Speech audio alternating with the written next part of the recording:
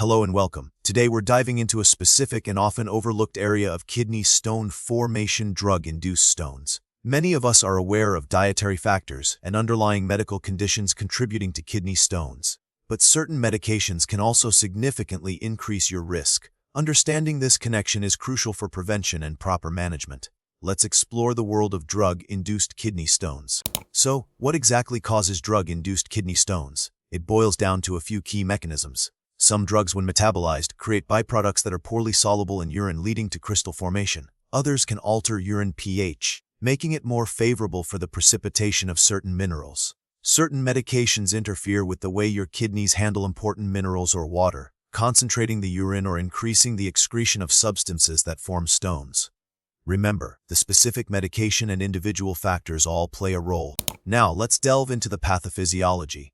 The process usually begins with supersaturation of urine with stone-forming substances like calcium oxalate uric acid, or in this case, the drug or its metabolite. This supersaturation leads to crystal nucleation, the initial formation of tiny crystals. These crystals then grow and aggregate, forming larger and larger stones. These stones can then obstruct the urinary tract, causing pain and potentially leading to kidney damage. The presence of matrix proteins and other organic components also contributes to the growth and stability of these stones.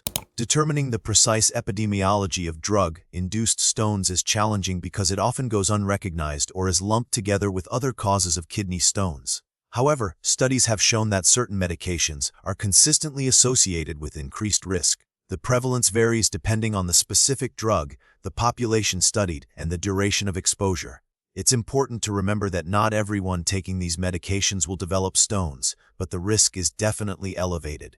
Research is ongoing to better understand the true extent of this problem. The signs and symptoms of drug-induced kidney stones are generally the same as those of kidney stones from any other cause. The hallmark symptom is often severe, colicky pain in the flank or lower back, often radiating to the groin. This is often accompanied by nausea, vomiting, and hematuria, blood in the urine. Other symptoms can include frequent urination, painful urination, and difficulty urinating if the stone is obstructing the urinary tract. It's important to seek medical attention if you experience these symptoms, especially if you are taking medications known to increase stone risk. Diagnosing drug-induced kidney stones involves a combination of methods. The doctor will start with a thorough medical history, including a review of all medications you're taking. A urinalysis can detect blood crystals or infection. Imaging studies, such as a CT scan or X-ray of the kidneys, ureters, and bladder tissue, are crucial for confirming the presence and size of the stone. Stone analysis, if the stone is passed or removed, is extremely helpful in identifying its composition and confirming the role of a particular medication. While drug-induced stones aren't necessarily classified into distinct types like calcium oxalate or uric acid stones, it is important to determine the specific composition of the stone. This is done through stone analysis. Identifying the specific drug or metabolite that is contributing to stone formation is crucial for effective management and prevention.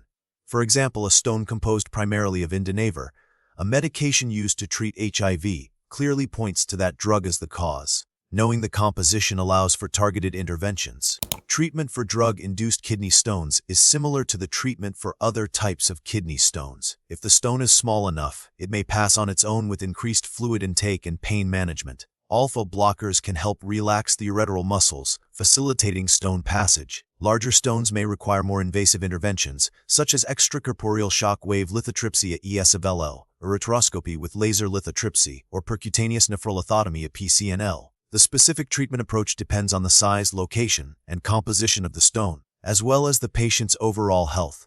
Discontinuing or substituting the offending medication, if possible, is a critical part of treatment and prevention. Prevention is key in managing drug-induced kidney stones. The most important step is to be aware of the potential side effects of any medication you are taking and to discuss them with your doctor. Staying well hydrated by drinking plenty of water throughout the day is also crucial. If you are taking a medication known to increase stone risk, your doctor may recommend dietary modifications or medications to prevent stone formation, such as potassium citrate to alkalinize the urine.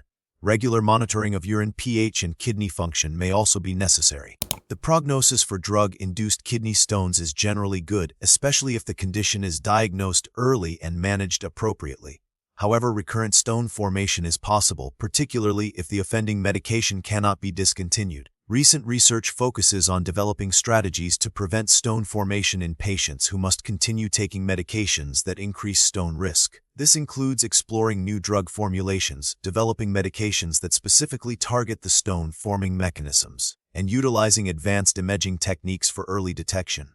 With proper management and preventative measures, the long-term outlook for individuals with drug-induced kidney stones is positive.